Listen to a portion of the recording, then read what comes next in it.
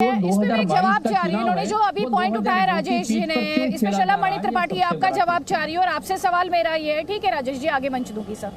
यहाँ पे जो सवाल उठा रहे थे ये राजेश जी, ये कह रहे हैं ये पॉलिटिकल स्टेटमेंट बहुत सोच समझकर इस पॉइंट पर दिया गया है ताकि चुनाव में गर्मी लाई जा सके। आपका काउंटर। आपने मुझसे पूछा? शलम त्रिपाठी जी आप इसे पूछा। देखिए राजेश जी अगर ये कहते हैं कि विकास हुआ, राजेश जी कहते हैं कि लॉ एंड ऑर्डर बहुत अच्छा रहा, रूल ऑफ लॉ रहा, विकास भी हुआ, तो हमारा तो बिल्कुल, हम क्यों नहीं इस बात की चर्चा करेंगे? और क्या ये मुद्दे नहीं है क्या? अगर गुजरात का विकास हुआ है, गुजरात में लॉ एंड ऑर्डर बेहतर हुआ है, गुजरात से आतंकवादियों का, गुनाहगारों का सफाया हुआ है, आप जरा मुझे बताइए ना कि क्या मोदी जी के आने से पहले क्या इस देश में धमाके नहीं होते थे? यहाँ आचार्य जी बैठे हैं, 26/11 की आज देखिए बरसी है, किस तरह के हालात थे? मुंबई के अंदर घुस गए थे ताज के भीतर। आज किसी की हैसियत है क्या कि हिंदुस्तान की तरफ आंख उठाकर देख ले? आज किसी की हैसियत है क्या कि गुजरात की तरफ आंख उठाकर देख ले? अक्षरधाम तक पर तो हमले होते थे। तो क्या ये उपलब्धियां नहीं है क्या? क्या जनता के बीच में इन पर चर्चा नहीं होनी चाहिए क्या? और क्या आतंकवाद खत्म हुआ? क्या गुंडाराज खत्म हुआ? क्या यहाँ पर अपराधियों का सफाया हुआ? तो क्या विकास का मार्ग प्रशस्त नहीं हुआ? तो आखिर चर्चा करने से डरते क्यों हैं? इस पर चर्चा करने से भागते क्यों हैं? और बुद्धिजीवियों को ऐसा क्यों लगता है कि नहीं साहब इस पर चर्चा नहीं होनी चाहिए, हमारी पिच है, उनकी पिच है? ये किसी की पिच नहीं है, ये गुजरात की जनता की पिच है। और गुजरात की जनता के बीच में हम सब जा रहे हैं तो गुजरात की जनता कह रही है कि वही ये गुजरात है कि जहां पर माताएं बहनें कोई त्योहार नहीं मना पाती थी, गणेश पूजन नहीं हो पाता था, घर से बहनों को, माताओं को खींच लाते थे, बहन बेटियों का निकलना दूभर था कांग्रेस की हुकूमत में। आज किसी की हैसियत नहीं है। आज मोदी जी के शासन में, आज भारतीय जनता पार्टी के शासन में आज किसी की हैसियत नहीं है। तो चर्चा क्यों नहीं होनी चाहिए? और चर्चा होगी, बिल्कुल चर्चा होगी। जिन्होंने गलत काम किया है वो आपने अपनी बात रखी, ठीक है शलम मणि जी, ठीक है शलम मणि जी यहाँ पर कह रहे हैं आचार्य प्रमोद कृष्णम जी, अगर हमारी उपलब्धि है तो हम गिनवाएंगे, अगर लॉ एंड ऑर्डर हमारा अचीवमेंट है तो हम वो जनता को याद दिलाएंगे। इनका कहना ये है। साथ ही असदुद्दीन ओवैसी ने कांग्रेस पार्टी पर भी कई हमले किए, आप सुन लीजिए और सबका जवाब सुनवाइए। ये कांग्रेस पार्टी से अब कुछ नहीं होने वाला है। ये कांग्रेस पार्टी आप देखना 2024 में इनके खाली 24 MP आएंगे। इनका जो बुरा हाल है कि गिरते जा रहे हैं, गिरते जा रहे हैं, गिरते जा रहे हैं, इतना बुरा हाल इनका हो चुका है। हम पर इल्जाम लगाते हैं कि हमारे लड़ने से भाजपा को फायदा होता।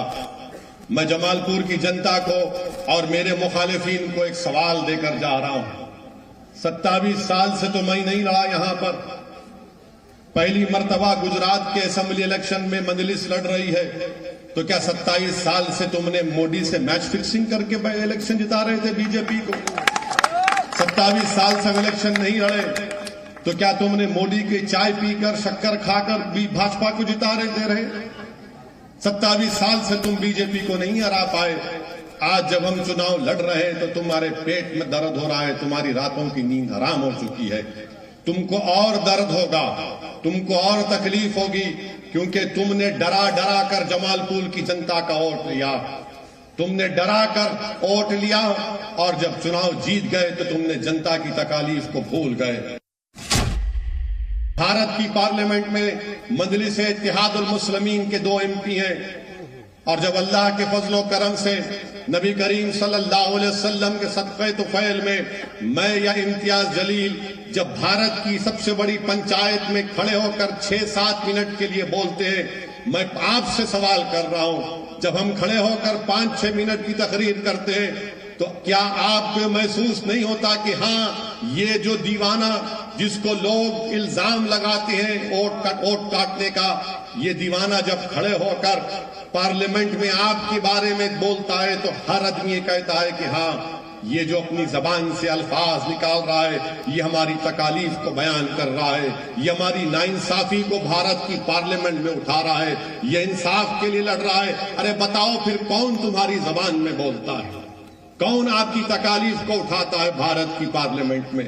बाबरी मस्जिद का मसला आया तो ओवैसी बोलेगा, CAA का कानून आया तो ओवैसी बिल को फाड़ेगा, ट्रिपल तलाक का मसला आया तो ओवैसी बोलेगा, NRC का मसला आया तो ओवैसी बोलेगा, बिल्किस का मसला आया तो ओवैसी बोलेगा, खेडिया में बच्चों को रोड पर लाकर सरेआम उनकी बेइज्जती करके पीटा जाता है तो ओवैसी बोलेगा। बीजेपी और मोदी के खिलाफ अगर कोई खुलकर बोलेगा तो मोदी बोलेगा। मेरे अजीज दोस्तों और बुजुर्गों, सुनो मेरी इस बात को। जब सब खामोश बैठते हैं, हम पुकार पुकार कर लड़ते हैं।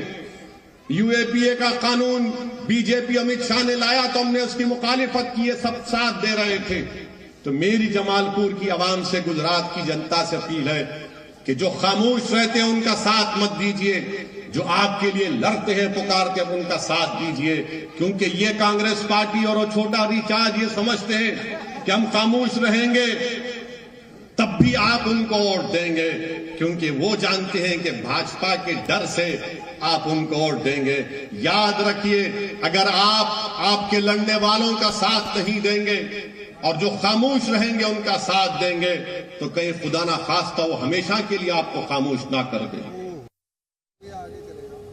आचार्य प्रमोद कृष्णम जी, आपने सुना शलमणि त्रिपाठी ने आप पर जो आरोप लगाया कानून व्यवस्था को लेकर, बड़ा सवालिया निशान आपके शासन में रहता था, ये सीधे तौर पर आरोप उन्होंने लगाया। और असदुद्दीन ओवैसी को भी आपने सुना कि मुसलमानों के लिए आपने कुछ किया नहीं, सिर्फ उनके वोट बटोरे। जल्दी से आपका जवाब, 50 सेकंड है आपके पास।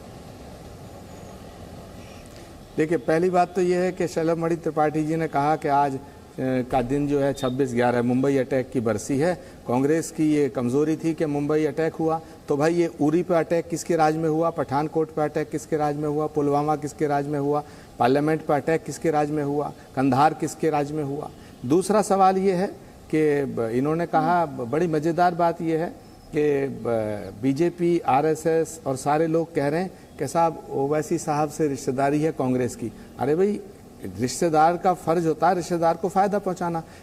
ये कैसी रिश्तेदारी है कि जो बीजेपी कह रही है कि साहब कांग्रेस की मुसलमानों से और ओवैसी साहब से रिश्तेदारी है, और ओवैसी साहब की पार्टी के लोग कह रहे हैं कांग्रेस ने मुसलमानों का कुछ नहीं किया। तो जो फायदा जिसको हो रहा है, बेनिफिशियरी कौन है? रिश्तेदार तो वो है। तीसरा पॉइंट, राष्ट्रीय स्वयंसेवक संघ का एक राष्ट्रीय मुस्लिम मंच मुझे आचार्य प्रमोद कृष्णम जी, समय का अभाव है मेरे पास, मुझे इस डिस्कशन को यहीं क्लोज करना पड़ेगा। आप सभी मेहमानों का बहुत बहुत शुक्रिया, और इस वादे के साथ कि गुजरात से ग्राउंड रियलिटी, जो तस्वीर है ग्राउंड पर, जमीन पर, वो हम आप तक पहुंचाते रहेंगे, क्योंकि जी न्यूज पर हम आपको सिर्फ खबर दिखाते नहीं, खबर के मायने भी समझाते हैं।